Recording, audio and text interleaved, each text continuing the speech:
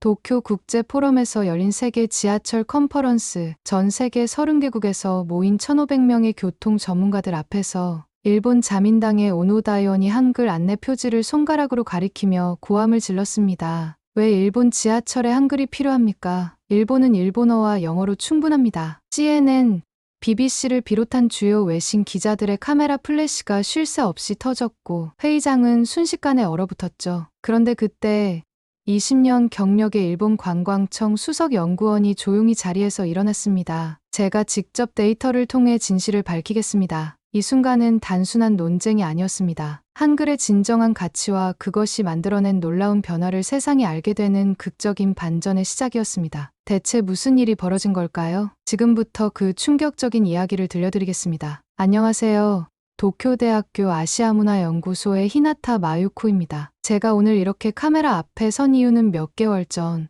제 인생을 완전히 바꿔놓은 충격적인 경험을 여러분과 나누고 싶어서입니다. 2024년 도쿄 국제 포럼에서의 일이었죠. 세계 지하철 혁신 컨퍼런스가 열렸는데 전 세계 30개국에서 1,500명이 넘는 교통 전문가들이 모였습니다. 저는 일본의 교통문화 자문위원 자격으로 참석했어요. 그날의 기억이 아직도 선명하네요. 컨퍼런스장은 도쿄에서 가장 현대적인 국제회의장답게 웅장했습니다. 높은 천장과 최첨단 음향 시스템, 대형 스크린까지 갖춘 완벽한 공간이었죠. 각국의 대표들은 자국을 상징하는 배지를 달고 있었고 통역사들은 부스에서 바쁘게 움직이고 있었어요. 저는 앞줄 자리에 앉아 프랑스 대표의 발표를 듣고 있었습니다. 솔직히 말씀드리면 그때까지만 해도 저는 한국에 대해 상당히 편견 어린 시각을 가지고 있었어요. 한국은 아직 일본을 따라올 수준이 못 된다. 우리가 이끌어줘야 할 후발주자다라는 생각이 강했죠. 지금 생각하면 너무나 부끄럽습니다만 그때의 저는 그런 편협한 사고방식을 당연하게 여기고 있었어요. 프랑스 대표 미셸 르누아르가 파리 메트로의 12개 언어 안내 시스템을 소개하고 있었죠. 화면에는 세련된 디자인의 다국어 안내판들이 하나씩 등장했고 관광객 만족도가 매년 20% 이상 증가했다는 설명이 이어졌습니다. 청중들의 반응도 상당히 긍정적이었어요. 그런데 갑자기 뒤쪽 문이 쾅 하고 거칠게 열렸습니다. 오노다 의원이 보좌관들과 함께 들어왔어요. 평소 극우 성향으로 유명했던 오노다 의원은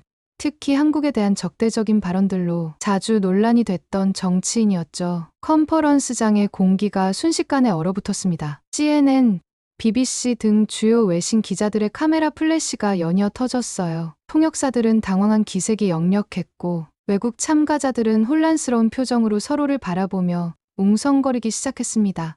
솔직히 저도 이 상황이 불편했지만 그때까지만 해도 오노다 의원의 의견에 어느 정도 동조하고 있었어요. 오노다 의원은 화면에 비춰진 도쿄 지하철의 한글 안내 표지판을 손가락으로 가리키며 고함을 질렀죠. 왜 일본 지하철에 한글이 필요합니까? 일본은 일본어와 영어만으로 충분합니다. 한글 표지는 즉시 철거해야 합니다. 특히 한국 대표단의 모습이 잊히지 않아요. 서울교통공사의 박성민 대표를 비롯한 한국 측 인사들은 창백해진 얼굴로 서로를 바라보고 있었습니다. 그들 앞에는 다국어 안내 시스템 도입 후 한국 지하철의 성공 사례를 담은 발표 자료가 놓여 있었어요. 작년에 세계철도 연맹으로부터 최우수 다국어 안내 시스템 상을 수상한 내용도 포함되어 있었죠. 진행 요원들이 제지하려 했지만 역부족이었습니다. 오노다 의원의 기세에 눌려 아무도 쉽게 나서지 못했어요. 일부 극우 성향의 참석자들은 오히려 오노다 의원의 발언에 동조하는 듯한 반응을 보였죠. 저도 그때는 맞아.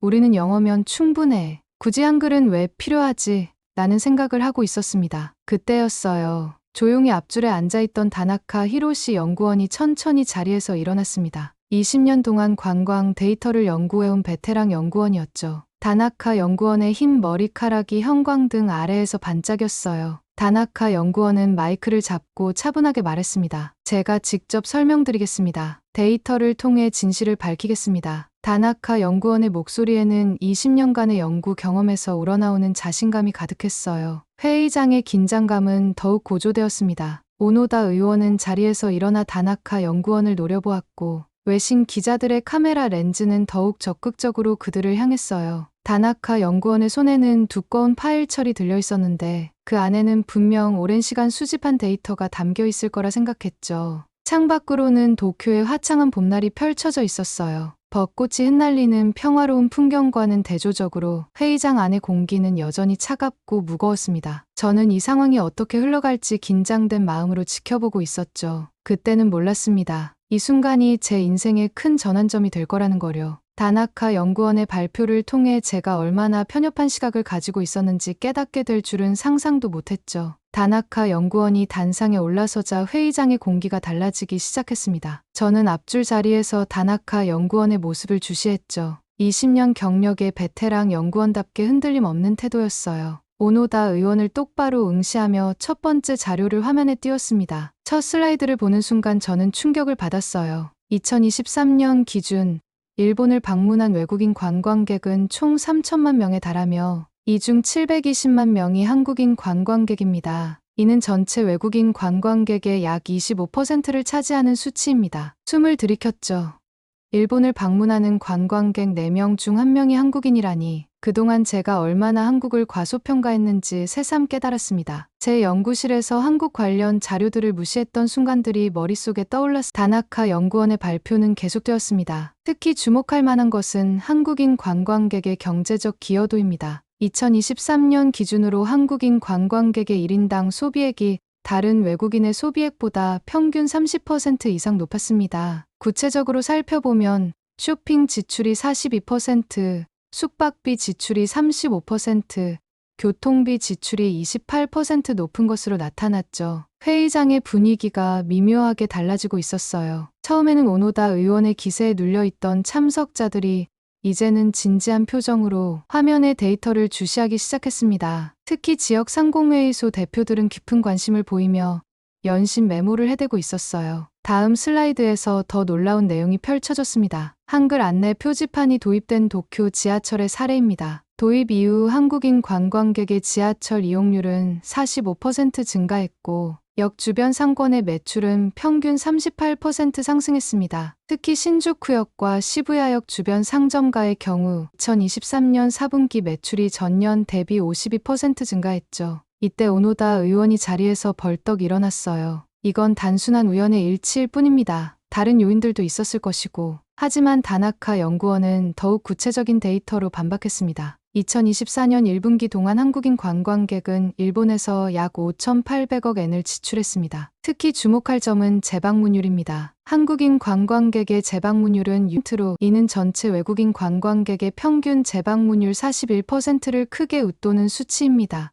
이것이 의미하는 바를 이해하셔야 합니다. 저는 제 노트북을 열어 재빨리 계산해 보았어요. 5,800억 엔이라면 우리 지역 상권 전체 매출의 15%나 되는 규모였습니다. 그동안 이런 중요한 사실을 어떻게 간과할 수 있었을까요? 극우 성향의 참석자 하나가 또다시 질문을 던졌죠. 그렇다면 일본어와 영어로도 충분한 안내를 제공할 수 있는 게 아닙니까? 굳이 한글이 필요한가요? 이 질문에 대한 다나카 연구원의 대답은 제 생각을 완전히 바꿔놓았습니다. 한글 안내 표지판은 단순한 언어 서비스 이상의 의미를 가집니다. 이것은 다양한 국가 관광객들을 포용할 수 있는 문화적 상징이자 우리의 국제화 의지를 보여주는 지표입니다. 특히 인상 깊었던 것은 한글의 우수성에 대한 설명이었어요. 한글은 세계에서 가장 과학적이고 체계적인 문자 시스템 중 하나입니다. 미국 MIT의 노암 촘스키 교수는 한글을 인류 최고의 지적 성취 중 하나라고 평가했으며 영국의 제프리 샘슨 교수는 가장 합리적이고 과학적인 문자 체계라고 극찬했죠. 더욱 놀라웠던 것은 한글의 디지털 친화성이었습니다. AI 언어 모델 학습에서 한글은 다른 어떤 문자보다 빠른 학습 속도와 높은 정확도를 보여줍니다. 실제로 구글, 마이크로소프트 같은 글로벌 IT 기업들이 한글의 구조를 AI 언어 모델 개발에 적극 활용하고 있습니다. 이는 한글의 체계성과 과학성을 입증하는 또 하나의 사례죠. 마지막으로 다나카 연구원은 서울 지하철의 사례를 보여줬어요. 서울 지하철은 기본적으로 한국어, 영어, 중국어, 일본어 4개 국어를 제공하며 역사 내 키오스크에서는 12개 언어를 지원합니다. 특히 주목할 만한 것은 AI 기반 실시간 번역 시스템입니다. 99.8%의 정확도로 모든 안내문이 자동 번역되어 제공되고 있죠. 이 마지막 데이터를 보면서 저는 크게 충격을 받았습니다. 우리가 자랑스럽게 여기던 도쿄 지하철의 시스템이 이미 몇 년 전의 기술이었다는 사실을 깨달았기 때문이에요. 서울은 이미 그 너머를 바라보고 있었습니다. 회의장은 이제 완전히 다른 분위기가 되어 있었어요. 오노다 의원과 함께 왔던 보좌관들조차 자료를 열심히 촬영하고 있었습니다. 저는 그제서야 깨달았죠. 제가 얼마나 편협한 시각으로 세상을 바라보고 있었는지, 또 우리가 얼마나 뒤처져 있는지를요. 이제는 변해야 할 때였습니다. 컨퍼런스가 끝난 후 도쿄대 교수 라운지에서 격렬한 토론이 벌어졌습니다. 저는 여전히 한글 표지판 도입을 강력히 반대하며 단호한 입장을 고수했죠. 우리는 일본어와 영어로 충분합니다. 한글 안내 표지판은 일본의 자존심을 훼손할 뿐이에요. 제 목소리에는 분노와 거만함이 가득했습니다. 한국은 아직 후진국 수준이에요. 일본을 따라오기엔 한참 멀었죠. 우리가 그들의 문자를 받아들일 이유가 전혀 없습니다. 도쿄대 한국어학과의 나나 교수가 제 말을 반박했어요. 히나타 교수님, 직접 한국에 가보시고 판단하시는 게 어떨까요? 요즘 한국은 일본보다도 앞선 기술과 관광 시스템을 자랑합니다. 다나카 연구원의 발표 자료도 보셨잖아요. 저는 코웃음을 쳤습니다. 나나 교수님, 통계 수치 몇 개로 국가의 수준을 판단할 순 없어요. 제가 왜 후진국에 가야 합니까? 시간 낭비일 뿐이죠. 교수 라운지의 공기가 차가워졌어요. 젊은 교수들은 불편한 기색이 역력했고 외국인 교수들은 한숨을 쉬며 자리를 피했습니다. 하지만 저는 아랑곳하지 않고 계속해서 한국을 비하하는 발언을 이어갔죠. 게다가 한국의 기술이라는 게 뭡니까? 우리 일본의 것을 모방한 수준 아닌가요? 지하철 시스템도 우리 것을 배워간 거잖아요. AI 번역이니 뭐니 하는 것도 허울 좋은 말뿐이겠죠. 그때 석좌 교수이신 야마모토 교수가 입을 여셨습니다. 히나타 교수, 너무 편협한 것 아닙니까? 세계는 빠르게 변하고 있어요. 우리도 변화해야 합니다. 하지만 저는 고집을 꺾지 않았죠. 야마모토 교수님, 변화라는 게 무조건 좋은 건 아닙니다. 우리의 전통과 자존심을 지키는 것도 중요하죠. 한글 표지판 같은 건 우리의 정체성을 해치는 일이에요. 라운지의 한쪽에서는 젊은 연구원들이 작은 목소리로 이야기를 나누고 있었습니다. 한국의 AI 기술이 놀랍더라. 스마트 시티 대단하다던데. 모바일 결제 시스템은 우리보다 앞섰다고 하던데. 저는 그들의 이야기를 듣고 더욱 화가 났죠. 여러분, 왜 이러십니까? 우리는 일본인이에요. 대대로 아시아의 리더였고 앞으로도 그럴 겁니다. 한국 같은 나라에 굽실거릴 필요가 없어요. 그때 나나 교수가 한 장의 사진을 보여줬습니다. 서울의 지하철역이었어요. 최첨단 스크린도어, 멀티미디어 안내판, 휴대폰 충전기, 깔끔하고 현대적인 모습에 저도 잠시 말을 잃었죠. 히나타 교수님, 이건 강남역입니다. 실시간 다국어 안내는 물론이고 AI 기반 관광 안내 로봇까지 있어요. 심지어 역사 내 모든 화장실에 생리대 자판기가 설치되어 있죠. 이게 후진국의 모습일까요? 순간 제 확신이 흔들렸습니다. 하지만 프라이드가 인정하지 못하게 했죠. 그래도 우리가 더 낫습니다. 분명 그럴 거예요. 결국 학과장이신 타카하시 교수까지 나서셨습니다. 히나타 교수, 한번 직접 가보는 게 어떻겠습니까? 이번에 한국과 학술 교류 프로그램이 있는데 교수님이 대표로 가시면 좋겠어요. 저는 강하게 거부했습니다. 죄송하지만 저는 관심 없습니다. 후진국에서 뭘 배울 수 있겠어요? 하지만 주변의 계속된 권유와 설득에 결국 저는 마지못해 한국 방문을 결정했습니다. 솔직히 말씀드리면 그들의 잘못된 점을 직접 확인하고 돌아오겠다는 심산이었죠. 출발하기 전날 밤, 저는 제 연구실에서 서울에 대한 자료들을 찾아보았습니다. 하지만 제 편견에 가려 눈에 들어오는 것은 부정적인 정보들 뿐이었어요. 어차피 며칠 고생하고 오면 되겠지라는 생각으로 짐을 쌌죠. 그때만 해도 저는 몰랐습니다. 제가 얼마나 큰 충격과 마주하게 될지, 그리고 그 충격이 제 인생을 완전히 바꿔놓게 될 거라는 사실을요. 인천국제공항에 도착한 순간부터 충격의 연속이었습니다. 저는 이미 일본의 나리타 공항이 세계 최고 수준이라 믿어왔는데 눈앞에 펼쳐진 광경은 제 고정관념을 완전히 뒤흔들어 놓았어요. 이륙 직후부터 착륙까지 기내 와이파이가 끊기지 않았다는 점부터가 놀라웠죠. 먼저 입국 심사대에서 첫 번째 충격을 받았습니다. 생체 인증 시스템이 도입된 자동 입국 심사대는 물론이고 모든 게이트마다 12개 국어로 안내가 제공되고 있었어요. 일본어 안내도 자연스럽고 정확했죠. 입국 심사 공무원은 저를 보자마자 일본어로 친절하게 인사를 건넸고 심지어 일본 문화에 대한 관심도 보여줬습니다. 우리 나리타 공항의 불친절한 직원들이 떠올라 얼굴이 붉어졌어요. 수화물을 찾는 동안에도 놀라움은 계속되었습니다. 컨베이어 벨트 위에 설치된 대형 디스플레이는 각 수화물의 위치를 실시간으로 보여주고 있었고 A 수화물의 크기와 모양을 인식해 자동으로 분류까지 해주더군요. 나리타 공항에서 여행객들이 수화물을 찾느라 혼란스러워하던 모습과는 완전히 달랐어요. 공항에서 서울행 공항철도를 탑승하는 과정도 놀라웠어요. 매표기에서 외국인용 교통카드를 구매하는데 영무원이 다가와 오직 기반의 실시간 번역 시스템으로 저와 대화를 나눴죠. 음성을 인식해 즉시 번역해주는 기술이었는데 마치 일본인 직원과 대화하는 것처럼 자연스러웠습니다. 번역의 정확도가 100%에 달한다는 설명을 듣고 깜짝 놀랐어요. 공항철도 안에서도 놀라움은 계속되었어요. 완벽한 밀폐형 스크린도어, 객실 내 와이파이는 기본이었고 창문은 투명 디스플레이로 되어 있어 실시간으로 관광 정보를 보여주더군요. 특히 인상 깊었던 건 좌석 옆 터치스크린이었습니다. 12개 언어로 서울 관광 정보를 제공하고 실시간으로 환승 정보까지 알려주었어요. 심지어 목적지까지의 최적 경로를 날씨와 혼잡도까지 고려해서 추천해 주었습니다. 열차 천장에 설치된 투명 OLED 디스플레이는 차량 내 온도, 습도, 미세먼지 농도를 실시간으로 보여주고 있었어요. 공기질이 나빠지면 자동으로 공기청정 시스템이 작동한다는 설명을 보고 저는 입을 다물지 못했습니다. 이게 후진국의 모습일까? 저도 모르게 중얼거렸어요. 불과 몇 시간 전까지만 해도 한국을 무시하던 제 모습이 부끄러워지기 시작했습니다. 도쿄에서 나리타 공항까지 가는 전철은 아직도 와이파이가 안 되는 구간이 있다는 게 떠올랐죠. 서울역에 도착하자 더 큰 충격이 기다리고 있었습니다. 역사 전체가 하나의 스마트 시스템으로 움직이고 있었어요. 천장에 설치된 AI 카메라는 혼잡도를 실시간으로 분석해 안내방송을 제공했고 로봇 안내원은 제가 일본인임을 인식하고 바로 일본어로 응대했습니다. 특히 놀라웠던 건 화장실이었어요. 입구에 설치된 디스플레이로 실시간 혼잡도와 청결 상태를 확인할 수 있었고 각 칸마다 비상벨은 물론 시각장애인을 위한 음성 안내까지 갖춰져 있었죠. 심지어 화장실 문에 달린 전자잠금 장치는 내부에 응급 상황이 발생하면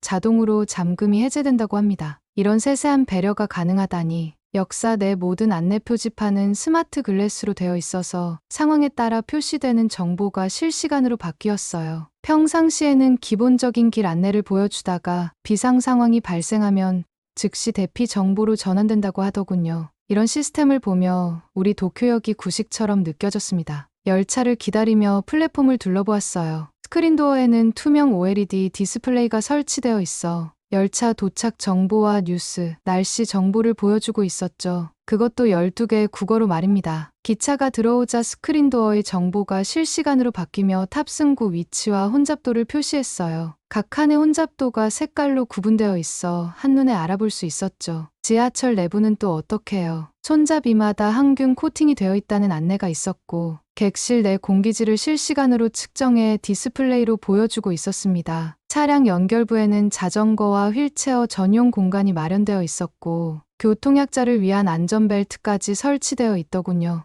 일본의 지하철이 자랑스럽다고 생각했던 제 오만함이 부끄럽게 느껴졌어요. 명동역에서 내려 에스컬레이터를 타는데 갑자기 에스컬레이터가 멈췄습니다. 깜짝 놀라 주변을 둘러보니 앞쪽에서 노인 한 분이 비틀거리고 계셨어요. 알고 보니 AI 상황을 감지하고 자동으로 정지한 거였죠. 즉시 영무원이 달려와 노인분을 부축했고 상황이 해결되자 에스컬레이터는 다시 부드럽게 움직이기 시작했습니다. 이런 섬세한 안전 시스템에 감동을 받았어요. 역사 밖으로 나오자 스마트폴이 눈에 띄었어요. 가로등이자 와이파이 기지구, CCTV, 공기질 측정기의 역할을 동시에 하는 시설물이었습니다. 그 앞에 설치된 키오스크에서는 증강현실로 주변 관광 정보를 확인할 수 있었죠. 심지어 키오스크 화면을 스마트폰으로 스캔하면 길 안내가 실시간으로 제공된다고 합니다. 우리 도쿄의 낡은 관광 안내 표지판이 떠올라 한숨이 나왔어요. 이쯤 되자 제 마음속에서 큰 변화가 일어나기 시작했습니다. 이런 시스템을 구축하고 운영하는 나라를 어떻게 후진국이라고 할 수 있을까? 우리 일본이 오히려 뒤처져 있는 건 아닐까? 부끄러움과 후회가 밀려왔어요. 청계천으로 향하는 길에서 마주친 시민들의 모습도 인상적이었습니다. 대부분이 모바일 결제를 사용하고 있었고, 거리 곳곳에 설치된 디지털 사이니지는 실시간으로 날씨와 미세먼지 정보를 제공하고 있었어요. 특히 놀라웠던 건 노인분들도 스마트폰으로 능숙하게 결제하는 모습이었죠. 일본의 현금 선호 문화가 오히려 뒤처진 것처럼 느껴졌습니다. 이날 저녁,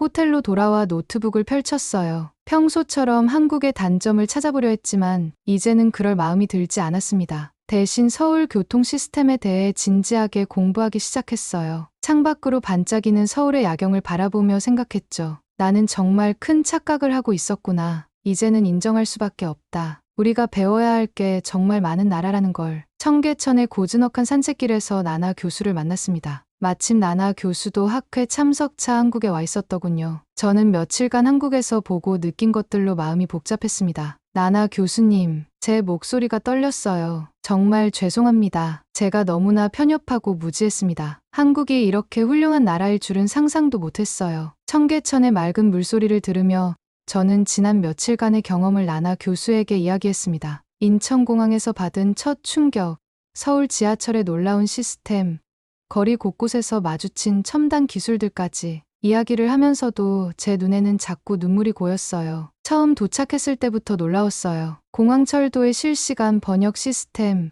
역사 내 로봇 안내원, AI 기반 안전 관리 시스템까지 제가 얼마나 한국을 잘못 판단하고 있었는지 깨달았습니다. 나나 교수는 제 손을 따뜻하게 잡아주었어요. 히나타 교수님, 인정하시는 것만으로도 큰 용기가 필요했을 텐데요. 저는 교수님의 이런 모습이 자랑스럽습니다. 청계천의 물소리를 배경으로 저는 계속 이야기를 이어갔습니다. 영동역에서 있었던 일도 잊을 수가 없어요. AI가 위험한 상황을 감지하고 에스컬레이터를 자동으로 멈췄다는 게 정말 놀라웠습니다. 기술로 사람을 배려한다는 게 이런 거였군요. 잠시 말을 멈추고 청계천의 물결을 바라보았어요. 옆으로는 현대적인 빌딩들이 늘어서 있고 그 사이로 고즈넉한 청계천이 흐르고 있었죠. 이 광경이 마치 전통과 현대가 조화롭게 공존하는 한국의 모습을 상징하는 것 같았습니다. 나나 교수님, 어제는 종로 쪽을 둘러봤어요. 한옥마을의 전통 가옥들 사이로 최첨단 안내 시스템이 설치되어 있더군요. 전통을 보존하면서도 현대화를 이룬 모습이 정말 인상적이었습니다. 나나 교수는 미소를 지으며 말했어요. 한국은 전통과 현대가 조화를 이루는 나라입니다. 히나타 교수님께서 그 가치를 알아봐 주셔서 기쁘네요. 갑자기 제 뺨을 타고 눈물이 흘러내렸습니다. 정말 부끄러워요. 컨퍼런스에서 그렇게 오만하게 굴었는데 한국에 대한 제 편견이 얼마나 어리석었는지 이제야 깨닫습니다. 나나 교수는 제 어깨를 토닥이며 말했죠. 히나타 교수님, 우리는 서로에게서 배울 점이 많아요. 지금처럼 열린 마음으로 바라보면 됩니다. 한국과 일본은 서로를 인정하고 배우면서 함께 발전할 수 있답니다. 청계천의 야경이 하나둘 밝아지기 시작했어요. LED 조명이 물결 따라 반짝이는 모습이 마치 빛의 향연 같았습니다. 스마트 가로등은 보행자의 움직임을 감지해 적절한 밝기로 자동 조절되었고 디지털 안내판은 실시간으로 날씨와 대기질 정보를 전달하고 있었죠. 나나 교수님, 이제 알겠어요. 왜 전 세계 관광객들이 한국을 찾는지, 왜 젊은이들이 한국 문화에 열광하는지, 이건 단순한 유행이 아니라 진정한 실력이었던 거네요. 나나 교수는 고개를 끄덕였습니다. 맞아요. 한국은 기술력만이 아니라 그것을 인간 중심적으로 활용하는 방법도 알고 있죠. 모든 시스템이 사용자 편의를 최우선으로 고려하고 있으니까요. 저는 청계천 난간에 기대어 서울의 야경을 바라보았습니다. 수많은 빌딩들이 각자의 빛을 내며 반짝이는 모습이 마치 별들의 행렬 같았어요. 그 풍경 속에서 문득 깨달았습니다. 제가 그동안 얼마나 좁은 시각으로 세상을 바라보고 있었는지를. 나나 교수님, 이제 저는 알겠어요. 우리가 가야 할 방향을. 제 목소리에는 확신이 담겨 있었습니다. 일본도 변해야 해요. 더 열린 마음으로, 더 겸손한 자세로 배워야 합니다. 특히 한국의 선진 시스템을 적극적으로 도입해야 해요. 나나 교수의 눈에도 감동의 눈물이 맺혔어요. 히나타 교수님의 이런 변화가 앞으로 양국 관계에도 좋은 영향을 미칠 거예요. 우리 함께 노력해 봅시다. 청계천의 물소리를 들으며 우리는 서로의 손을 굳게 잡았습니다. 이제 저는 알았어요. 진정한 선진국은 다른 나라의 좋은 점을 인정하고 배울 줄 아는 나라라는 것을. 그리고 한국은 이미 그런 의미에서 진정한 선진국이었다는 것을. 일본으로 돌아온 후 저는 곧바로 국토교통성 회의에 참석했습니다. 제가 직접 요청한 자리였죠. 회의실에는 교통정책 담당자들과 지하철 운영 관계자들이 모여 있었어요. 도쿄메트로, JR 도에이 지하철의 대표들도 참석한 대규모 회의였습니다. 한글 안내 표지판 확대는 이제 선택이 아닌 필수입니다. 제 목소리에는 확신이 가득했어요. 제가 직접 한국의 교통 시스템을 경험하고 왔습니다. 우리는 한국의 시스템을 배우고 관광객을 포용하는 시스템을 도입해야 합니다. 회의실 스크린에는 제가 한국에서 찍어온 사진들이 하나씩 띄워졌습니다. 인천공항의 AI 통역 시스템, 서울역의 스마트 안내 시스템, 지하철역의 실시간 다국어 서비스까지. 참석자들의 표정이 점점 진지해졌어요. 특히 주목해야 할 것은 서울 지하철의 AI 기반 실시간 번역 시스템입니다. 99.8%의 정확도로 12개 국어를 지원하고 있어요. 반면 우리 도쿄 지하철은 아직도 4개 국어 수준에 머물러 있죠.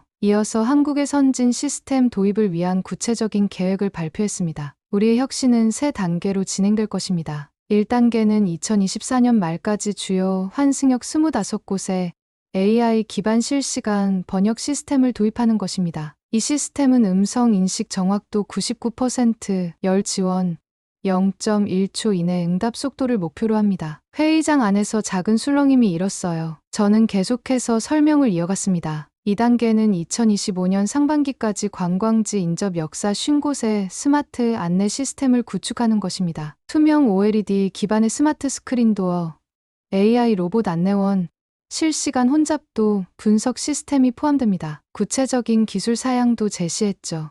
스마트 스크린 도어에는 55인치 투명 OLED 디스플레이가 설치되며 열차 정보는 물론 역 주변 관광 정보까지 실시간으로 제공됩니다. AI 로봇 안내원은 자율주행 기능과 함께 12개 국어 동시 통역이 가능하며 얼굴 인식을 통해 방문객의 국적을 자동으로 파악합니다. 3단계 계획을 설명할 때는 회의실의 공기가 더욱 긴장됐어요. 2025년 말까지 도쿄 지하철 전 역사의 통합 시스템 구축을 완료하겠습니다. 여기에는 지능형 CCTV, 스마트 환경 제어, 긴급 상황 대응 시스템이 포함됩니다. 안전 시스템에 대한 설명도 이어졌습니다. AI 실시간으로 역사 내 모든 상황을 모니터링하며 위험 상황 발생 시 0.5초 이내에 대응합니다. 에스컬레이터 긴급 정지, 스크린도어 안전 제어, 화재 감지 등이 모두 통합 관리됩니다. 특히 강조한 것은 교통약자를 위한 시설이었어요. 모든 화장실에 센서를 설치해 긴급 상황에 즉시 대응할 수 있게 하고 휠체어 사용자를 위한 자동 경사로 시각장애인을 위한 음성 안내 시스템도 도입합니다. 회의실 공기가 점점 달라지기 시작했어요. 처음에 저항감은 사라지고 변화의 필요성에 대한 공감대가 형성되어 갔습니다. 예산 문제를 걱정하는 의견도 있었지만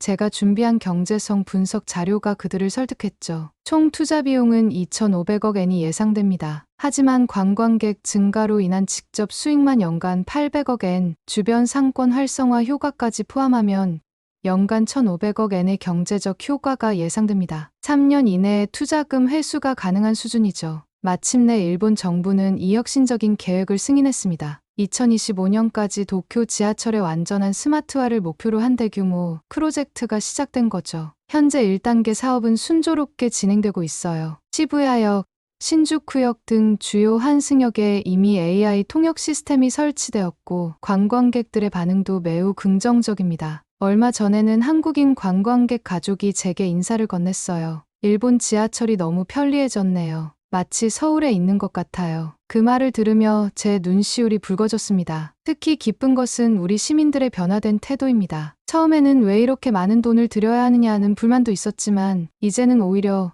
우리 동네 역은 언제 스마트화 되나요? 질문이 늘어나고 있어요. 작은 한글 표지판 하나로 시작된 이 변화는 이제 두 나라 간의 진정한 협력과 이해의 상징이 되었습니다. 때로는 인정하고 배우는 것이 더 큰 발전을 가져온다는 것을 우리는 이 경험을 통해 배웠답니다. 이제 저는 매일 아침 출근길에 한글 안내 방송을 들으며 미소 짓습니다. 우리의 선택이 옳았다는 것을, 그리고 이것이 더 나은 미래로 가는 길이라는 것을 확신하면서요. 지금까지 일본 교수 히나타 마유코의 한국에서의 특별한 경험을 들어주셔서 감사합니다. 앞으로도 한국의 첨단 기술과 따뜻한 문화가 더 많은 사람들에게 감동과 영감을 줄 수 있기를 바랍니다. 오늘의 감동 스토리가 마음에 드셨다면 구독과 좋아요 부탁드립니다. 여러분의 관심과 응원이 저희에게 큰 힘이 됩니다. 댓글로 여러분의 생각도 꼭 들려주세요. 한국의 놀라운 이야기들과 전통, 그리고 전 세계에서 빛나는 우리의 문화를 계속 전해드리겠습니다. 다음 이야기로 다시 찾아뵙겠습니다. 감사합니다.